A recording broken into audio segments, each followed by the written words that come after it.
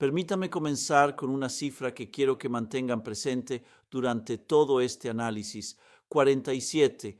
En este momento, 47 oficiales israelíes permanecen bajo custodia de Hezbollah y todo el enfoque que han visto hasta ahora en la mayor parte de la prensa sobre este asunto es, en mi opinión, incorrecto.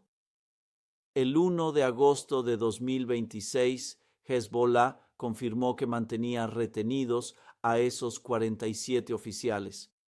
No hablamos de soldados conscriptos, no hablamos de reservistas, hablamos de oficiales, y acompañó ese anuncio con una lista de exigencias que no se parece en absoluto a una negociación convencional para la liberación de rehenes. Esa lista combinaba la liberación de determinadas figuras de inteligencia israelíes, la excarcelación de detenidos libaneses que permanecen bajo custodia desde 2006 y un compromiso público, verificable, de que Israel retirará las fuerzas que todavía mantiene desplegadas en el sur del Líbano. La mayoría de los medios está presentando esta situación simplemente como una nueva crisis de rehenes, pero esa expresión simplifica en exceso lo que realmente está ocurriendo. No estamos ante una historia de secuestros, estamos asistiendo a la activación de un mecanismo de escalada diseñado con antelación, un mecanismo concebido para activar simultáneamente tres trampas diferentes dirigidas contra Tel Aviv y Washington. Mantengan presente ese número, 47. Volveremos a él más adelante, porque el propio número resulta casi tan importante como la identidad de las personas retenidas. Quiero ofrecerles un marco para interpretar esta situación, un concepto que llamaré la trampa de la captura de oficiales. Funciona de la siguiente manera. Cuando un actor militarmente más débil consigue capturar personal de alto valor perteneciente a un adversario mucho más poderoso, la negociación deja de girar en torno a los propios cautivos. Pasa a centrarse en cuánto capital político pueden permitirse gastar los dirigentes del actor más fuerte. Cada día adicional que esos oficiales permanecen bajo custodia de Hezbollah aumenta la presión política interna dentro de Israel. Y cada día que Israel rechaza aceptar la totalidad de las exigencias planteadas, el coste en términos de credibilidad no recae únicamente sobre Jerusalén, también alcanza a Washington, porque el respaldo estadounidense forma parte esencial de toda la arquitectura de seguridad regional. Esa es la estructura de esta trampa. No existe ninguna decisión que cualquiera de los dos gobiernos pueda adoptar sin terminar proyectando una imagen de mayor debilidad respecto a la situación anterior a la captura. Deténganse un momento a pensar en ello, porque ahí reside todo el núcleo del problema. Ahora analicemos las diferentes capas de esta situación. La mayor parte de los comentarios públicos está pasando completamente por alto tres de ellas, y prácticamente nadie está conectándolas dentro de un mismo marco analítico. Primera capa, esto no fue una emboscada afortunada. Según varias fuentes regionales de inteligencia, la unidad atacada por Hezbollah no era una patrulla cualquiera. Se trataba de un elemento específico de mando que realizaba una rotación hacia una posición avanzada próxima a la denominada línea azul. Y tampoco era un grupo convencional de infantería. Entre sus integrantes había especialistas en comunicaciones, coordinadores logísticos y al menos dos personas con acceso directo en tiempo real a datos de selección de objetivos compartidos mediante redes estadounidenses de vigilancia. En otras palabras, Hezbollah no capturó simplemente a quienes se encontraban más cerca de la frontera aquella noche. Fue directamente a buscar a las personas que actuaban como el sistema de conexión entre las operaciones militares israelíes y la infraestructura de vigilancia y adquisición de objetivos compartida con Estados Unidos en toda la región. Esa precisión explica por qué la lista de exigencias presenta exactamente esa estructura.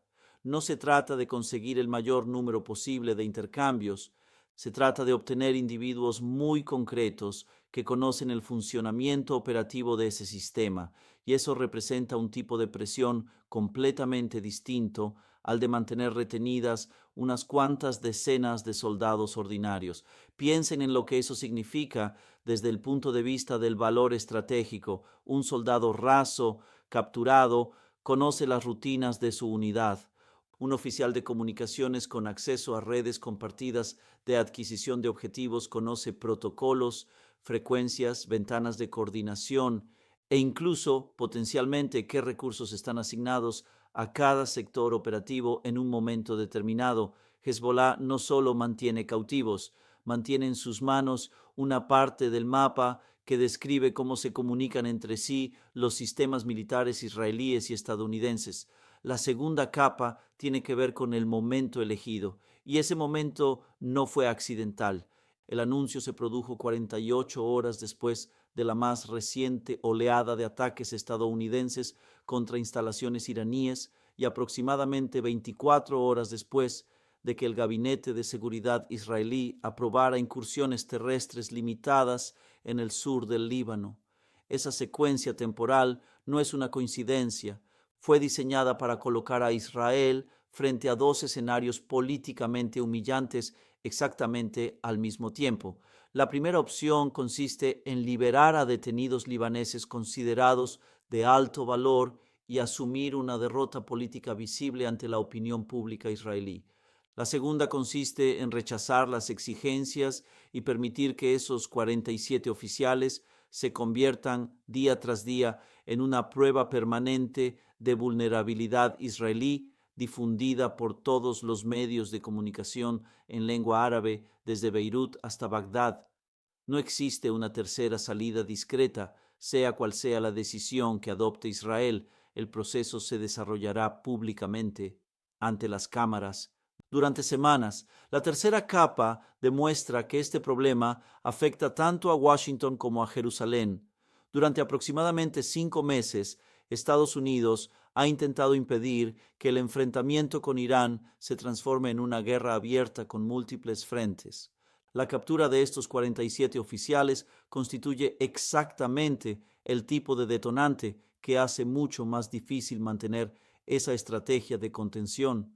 Si Israel lanza una operación militar de rescate a gran escala y fracasa, la presión política interna para iniciar una guerra mucho más amplia se volvería extremadamente difícil de controlar. Pero si por el contrario Israel acepta un intercambio bajo las condiciones impuestas por Hezbollah, el mensaje para el resto de actores del denominado eje de la resistencia será perfectamente claro. Capturar personal militar de alto valor produce resultados. Los hutíes tomarán nota, las milicias iraquíes también, y cualquier estructura de coordinación que permanezca vinculada a la Guardia Revolucionaria iraní hará exactamente lo mismo. Todos adaptarán sus futuras operaciones siguiendo esa misma lógica. Más capturas de alto valor, no menos. La cuarta capa está relacionada con el precedente jurídico y doctrinal que Hezbollah parece estar invocando deliberadamente. Existe una diferencia tanto en el derecho internacional humanitario como en la práctica militar habitual entre el tratamiento previsto para oficiales capturados y el correspondiente al personal de tropa. Se considera que los oficiales poseen información de mando especialmente sensible y, dentro de cualquier marco convencional, las negociaciones relacionadas con ellos reciben mucha más atención por parte de organizaciones humanitarias, ministerios de asuntos exteriores y medios internacionales que las referidas a soldados rasos. Es muy probable que los planificadores de Hezbollah comprendan perfectamente ese fenómeno. La atención internacional aumenta con el rango del personal capturado. Una noticia sobre 47 soldados conscriptos retenidos en el sur del Líbano probablemente ocuparía los titulares durante un breve periodo, pero una noticia sobre 47 oficiales, varios de ellos vinculados a funciones relacionadas con inteligencia, tiene capacidad para provocar audiencias parlamentarias, declaraciones del Consejo de Seguridad de las Naciones Unidas y una cobertura internacional sostenida durante mucho más tiempo. Al elegir específicamente oficiales, Hezbollah no solo incrementa su capacidad de presión militar, También prolonga la intensidad y duración del foco diplomático internacional, y ese efecto termina alimentando nuevamente la segunda capa del análisis, el reloj político interno que sigue avanzando dentro de Israel. También conviene recordar que la propia historia israelí respecto a casos de militares capturados constituye el contexto emocional sobre el que se desarrolla esta crisis. El caso de Ron Arad, el aviador israelí desaparecido desde 1986, cuyo destino nunca pudo aclararse definitivamente, continúa influyendo en la manera en que la sociedad israelí reacciona ante cualquier historia relacionada con oficiales retenidos por fuerzas hostiles. Posteriormente, el intercambio realizado en 2011 para conseguir la liberación de Gilad Shalit, mediante el cual Israel excarceló a más de 1,000 prisioneros palestinos a cambio de un solo cabo capturado, demostró hasta qué punto distintos gobiernos israelíes han estado dispuestos a asumir costes extraordinarios para evitar que un militar permanezca indefinidamente bajo custodia enemiga. Los negociadores de Hezbollah no actúan en el vacío. Están valorando sus exigencias tomando como referencia ese precedente histórico perfectamente documentado. Y dentro de ese contexto, 47 oficiales, varios de ellos con acceso a información especialmente sensible, difícilmente parecen constituir una cifra elegida al azar. La quinta capa es la dimensión financiera y económica, y hasta ahora prácticamente nadie parece estar incorporándola a su análisis. Cada crisis prolongada relacionada con militares israelíes capturados ha tenido históricamente un coste económico medible, y esta ya comienza a mostrar señales de seguir el mismo patrón. Las convocatorias de reservistas necesarias para preparar una eventual operación de rescate retiran temporalmente del mercado laboral a miles de hombres y mujeres en edad productiva, todo ello en un momento en el que el sector tecnológico israelí, principal fuente de entrada de divisas para el país, ya atraviesa una etapa marcada por la reducción de la inversión extranjera como consecuencia de la creciente inestabilidad regional.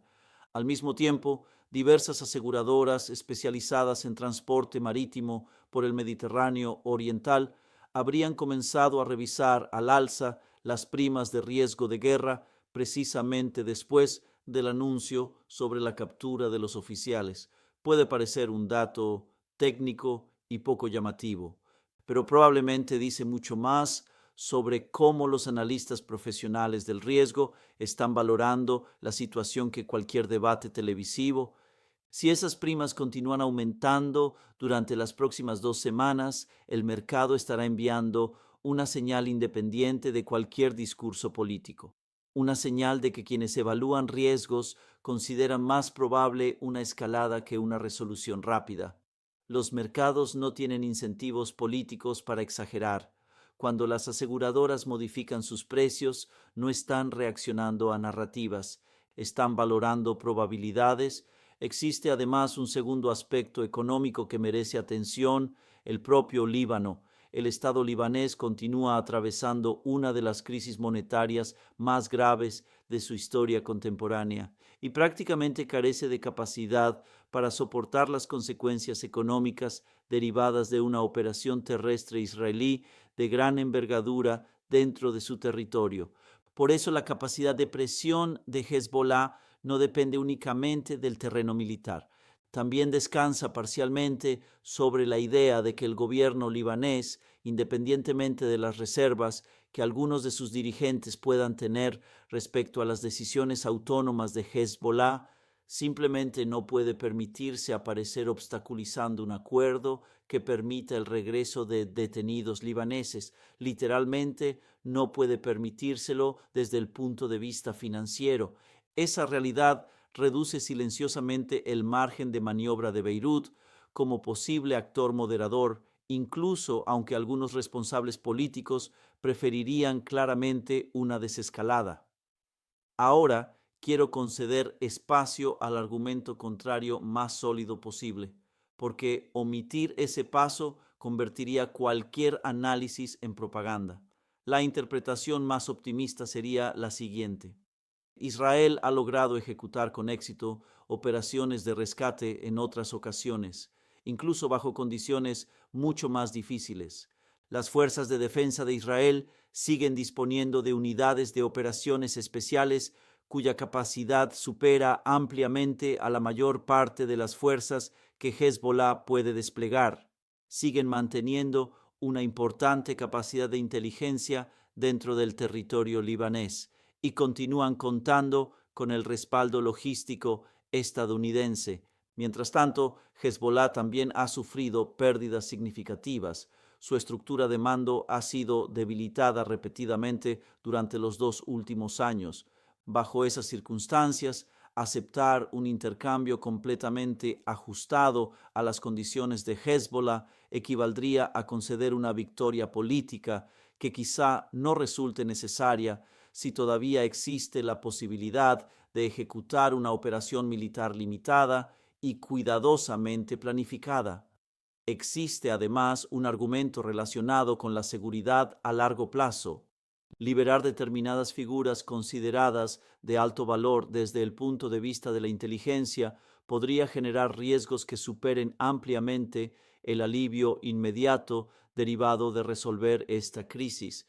Ese razonamiento no debe descartarse, tiene una lógica operativa real y es muy probable que dentro del propio aparato de seguridad israelí haya responsables defendiendo exactamente esa postura en estos momentos. Sin embargo, ese argumento deja sin responder 3 cuestiones fundamentales.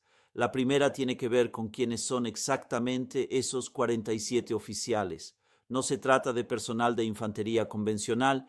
La presencia de oficiales de transmisiones y de coordinación modifica por completo el cálculo de cualquier intento de rescate. Una operación fallida en estas circunstancias tendría consecuencias mucho más graves que un fracaso similar relacionado con soldados rasos. Si el intento provocara nuevas bajas o revelara la ubicación exacta de los cautivos, Hezbollah obtendría todavía más capacidad de presión, no menos. En este caso concreto, el valor de inteligencia que podría obtenerse tras un rescate fallido podría incluso superar el beneficio derivado de una operación exitosa. Se trata de una asimetría incómoda. Pero es precisamente el escenario que los planificadores israelíes deben evaluar. La segunda cuestión es el reloj político interno de Israel. Benjamin Netanyahu ya afronta tensiones dentro de su coalición de gobierno y continúa inmerso en distintos procedimientos judiciales. Cada día que esos oficiales permanecen cautivos representa una nueva oportunidad para que la oposición formule una pregunta extremadamente sencilla en televisión nacional. ¿Por qué 47 de nuestros oficiales siguen en manos del enemigo? No hace falta ser un experto militar para comprender el impacto político de esa pregunta. Solo hacen falta una cámara y el paso del tiempo. Cuanto más se prolongue esta situación, mayor será el desgaste del capital político del que todavía dispone Netanyahu. La tercera cuestión es el límite al que también se enfrenta Estados Unidos. Los mismos problemas estructurales que hemos venido analizando durante los últimos meses siguen presentes. Las reservas de interceptores continúan reducidas. Los compromisos internacionales siguen sometiendo a presión a las alianzas y esas limitaciones no han desaparecido. Washington difícilmente puede asumir otro compromiso terrestre de duración indefinida relacionado con el Líbano mientras el frente iraní continúa abierto y las preocupaciones estratégicas en el Pacífico siguen vigentes. Cualquier operación de rescate que termine evolucionando hacia una campaña militar mucho más amplia contra Hezbollah consumiría precisamente los recursos que el propio Pentágono ya ha calificado como especialmente limitados. No existe margen adicional dentro del sistema. Cuando se reúnen esos 3 factores, la denominada trampa de la captura de oficiales deja de ser una hipótesis teórica. Se convierte en una realidad. Israel queda encerrado en una situación en la que cualquier decisión implica asumir un coste importante. Washington afronta simultáneamente un dilema muy parecido: respaldar una operación de rescate de alto riesgo y aumentar el peligro de verse arrastrado aún más profundamente hacia una guerra que intenta evitar, o recomendar moderación y contemplar cómo la política interna israelí se radicaliza frente a un gobierno percibido como pasivo. También conviene ampliar el enfoque por un momento, porque esta crisis no existe de forma aislada. Es muy probable que el cálculo estratégico de Hezbollah tenga en cuenta todo lo que está ocurriendo actualmente en el resto de la región. Irán observa atentamente cómo evoluciona esta situación, como una prueba práctica para comprobar si la captura de personal militar de alto valor puede modificar las reglas del enfrentamiento sin provocar automáticamente una respuesta militar aplastante, como probablemente se habría esperado hace una década. Si la conclusión termina siendo que esta estrategia funciona y que el coste militar resultante sigue siendo asumible, esa lección se extenderá inmediatamente, no dentro de varios meses, inmediatamente, porque estas organizaciones comparten doctrinas, experiencias operativas y mensajes estratégicos prácticamente en tiempo real. Los hutíes ya han demostrado que están dispuestos a poner a prueba la paciencia estadounidense en torno a las rutas marítimas. Las milicias iraquíes ya lo hicieron respecto a las bases militares. Si la captura de oficiales termina demostrando ser un método eficaz y relativamente poco costoso, existe el riesgo de que se convierta en un nuevo modelo operativo. Y ese tipo de modelos rara vez permanece limitado a un solo escenario de conflicto. Existe además una dimensión psicológica que merece ser mencionada de forma directa. La cuestión de los rehenes y de los militares capturados ocupa un lugar muy particular dentro de la sociedad israelí. A lo largo de su historia, el país ha aceptado intercambios profundamente desiguales, llegando en ocasiones a liberar a cientos de prisioneros a cambio de un solo soldado capturado. Ello responde a un sentimiento ampliamente arraigado, según el cual abandonar a un militar israelí en manos del enemigo resulta prácticamente inconcebible. Los planificadores de Hezbollah conocen perfectamente esa realidad histórica, probablemente tan bien como los propios estrategas israelíes. Por eso, la decisión de capturar oficiales en lugar de soldados conscriptos no responde únicamente al valor táctico de la información a la que podían tener acceso. También parece reflejar un cálculo político muy preciso. Mantener oficiales en cautiverio genera mucha más presión que mantener retenido personal de menor rango. El propio rango militar se convierte en un instrumento de presión. Sobre esa base se añade además una dimensión de guerra informativa que suele subestimarse desde el exterior. Quien controle la narrativa visual alrededor de estos 47 oficiales controlará también una parte importante del ritmo político de esta crisis.